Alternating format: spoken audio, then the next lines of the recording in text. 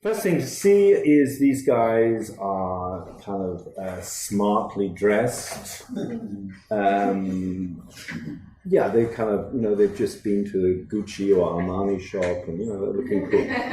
No, I say that because when you see the 7 Po that they haven't got a credit card.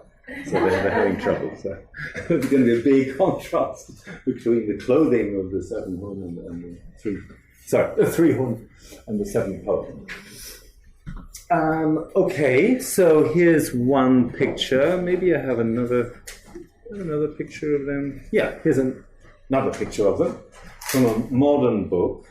And I'm actually doing more research on these guys because they're very interesting to me, and they're a part that's kind of lost to Chinese medicine. So I'm not finished with my research, but I'll certainly share what I can with you. Notice with these ones, and they have the same names, by the way, the other 3 names here.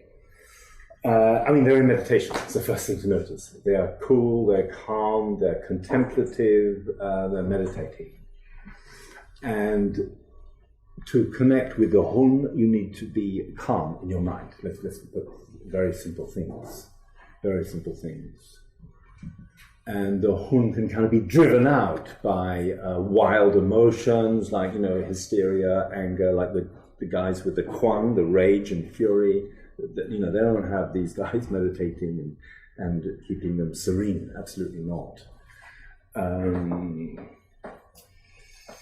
Because the Hun are messengers, they're messengers to the Shen. They're important messengers, and they give you the message in images. Remember I said right at the beginning that I like to give you pictures, because a picture is an image.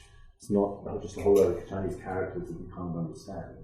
A red bird, the red of fire, the bird which is in the air, has immediately speaks to everyone. It's different, the heart isn't a blue worm, it's a red bird. It's something different. It's very, very Chinese. So they're calm, they're contemplative, and there's 3 of them. Let's look at this picture as well. It's from another alchemical text here showing the 7 Po and the 3 Hun.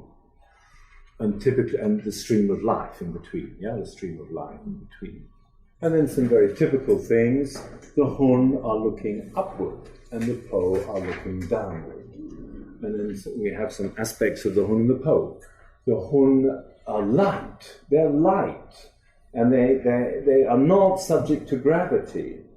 And therefore they are linked with the blood.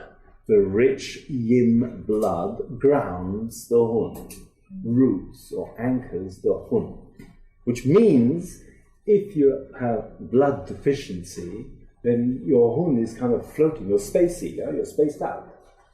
That's what it means. And if you have a decent diet, and so what it means, if you have a very heavy period, you could lose connection with your Hun, just to make it simple. Or if you have a really tough childbirth, and you lose a lot of blood, So blood and the Hun are inseparably linked, really, Just don't worry too much. Think, what the hell are these Hun? Don't worry too much. The important thing is to realize they're linked with the liver and with the blood, which means simple things like a decent diet, good food. Where does blood come from? It comes from the stomach. It comes from what you decide to put into your mouth, which is put into the stomach and transformed, and becomes the Yang Ming. The Yang Ming blood, the rich blood and qi of Yang Ming, which is then distributed through the stomach meridian, through the whole body, through the intestines, etc., etc. So, the good food, well digested at proper times, all of those important things will give you a stable Hun and a good basis for all the other more creative, more meditative aspects of the Hun. If you have poor quality blood, if you have poor circulation of blood, you cannot have a stability in the Hun. It's not possible. You'll have a kind of erratic connection with the Hun. It may interfere with your ability to sleep. And if you can't go to sleep, then the body can't rest. And if the body can't rest, then the Kun doesn't feel confident to leave the body, because the Hun leaves the body in dreams. The Hun is your dream body, if you like. And the night time is the meeting of the Hun. Yeah, there are cool cafes where the hun meet at night. You can meet your lover's hun in the cafe. Yeah, no, but people do have a connection. You might be thinking of someone at exactly the same time, or just as you're about to pick up the phone, she phones or he phones, you know. There's some kind of intimate connection, which has nothing to do with distance or time. Nothing. Yeah, you have a pairing, a joining between two people. It's an affinity between the hun, if you want to put it that way. Yeah. Okay, let's look at these three names. So, on your picture here, just to tell you which is which, this is Yo Jing. I'll just give you the translation here, and I want to talk about it a little bit myself. Something like the dark essence, or obscure essence. So the guy on the left is Yo Jing, obscure essence. That's the character for Jing. The guy in the middle, the translation here is Tai Guang. Tai is an embryo, Guang is the light of the embryo. And the one on the right is Xuan Ling, serene spirit, or tranquil, serene spiritual power, or Ling is kind of magical spiritual power. It's, yeah. Okay, so there are three of them. First thing to say, why three? Sometimes they are linked to the three Dantian, as I said. It doesn't say which is which in this picture, so it's kind of speculation. However, there seems to be, dark essence, the essence in the darkness. Yo means dark, shady, obscure. It's actually made with the character from mountains and shadow. It's like a place in the mountains which is always shady. The sun never gets there. Like a kind of underworld, if you want to put it there, but a very, very yin place, which is never yanged up, never lit, never illumined. Yeah, and that's Yo Jing. So it's the dark essence, or the essence in the darkness. Sounds like something in potential to me, yeah, Yo Jing, something in potential. And that changes, interestingly enough, to both of these are very contrasting. For a start, the Jing essence has become Tai, which is the embryo or the fetus, and the darkness has become Guang. Guang is the light. Yeah? So the dark has become light, the essence has become the embryo. It's the one that grows from this obscure, dark, hidden essence to an actual embryo, which brings up the whole thing of the Daoist alchemy and immortal embryo. But let's just say, let's keep it simple in one sentence. Part of these practices were to give birth to a kind of pure you from inside of yourself. So it's not necessarily, it doesn't look like an embryo, does it? Yeah. And then from that, the third stage is Xuan Ling. Xuan, actually not a character I'm familiar with, but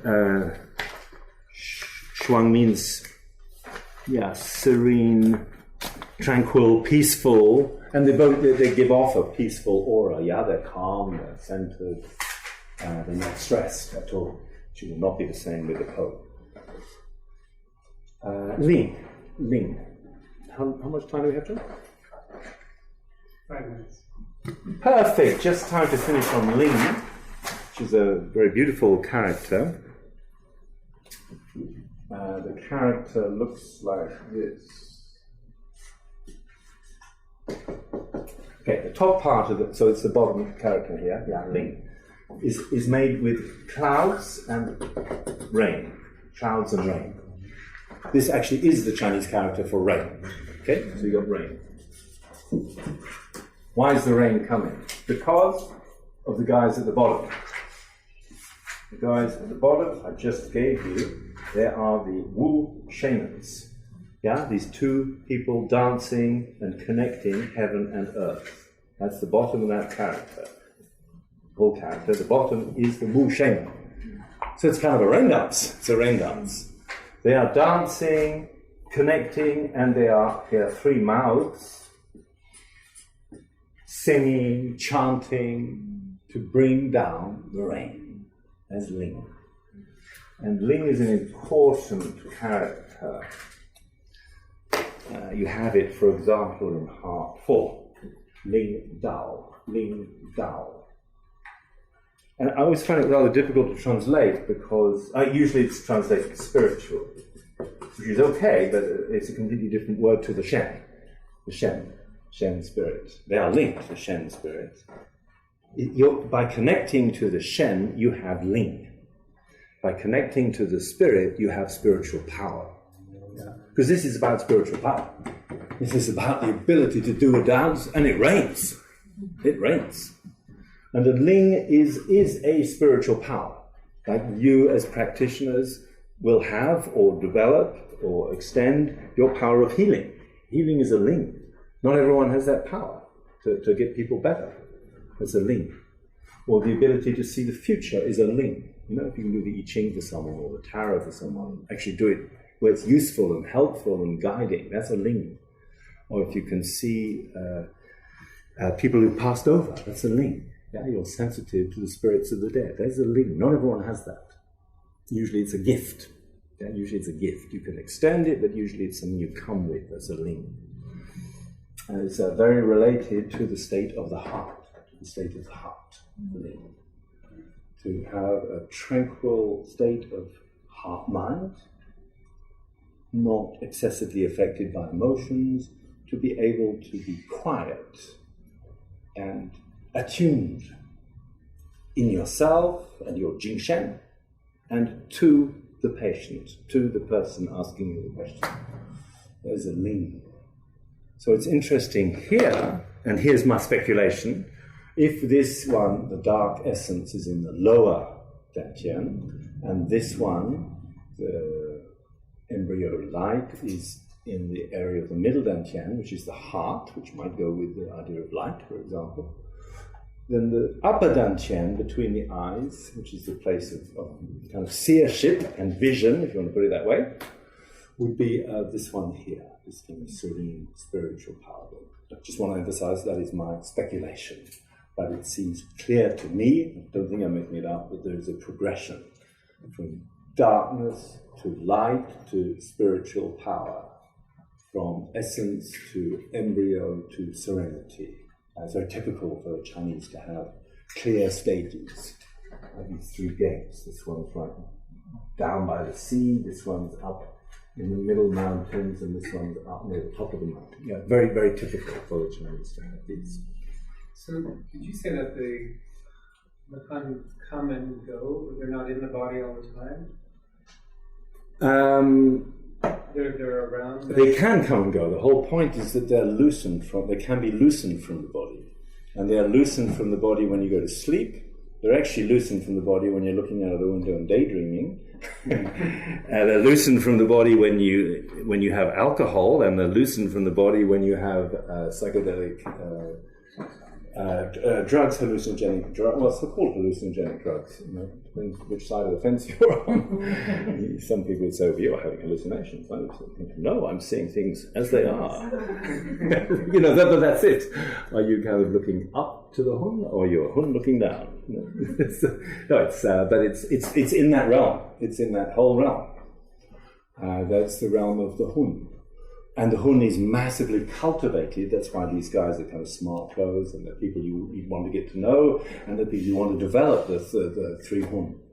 And how can you develop the three Hun? You have to treat your liver right, which doesn't usually mean, for the Daoists, you know, getting drunk and getting blind drunk, and all those excesses of the rock and roll stars. But it's all related. It's absolutely all related. You know, the wanting to get out of yourself, to get out of your misery, get out of the situation. You know, it's escapism on the one hand. But the Taoists would absolutely not see it as escapism. They would see the Hun as the messengers to the heaven realms. That's how they would see it, for absolutely sure. and they would try to develop conscious links with the Hun.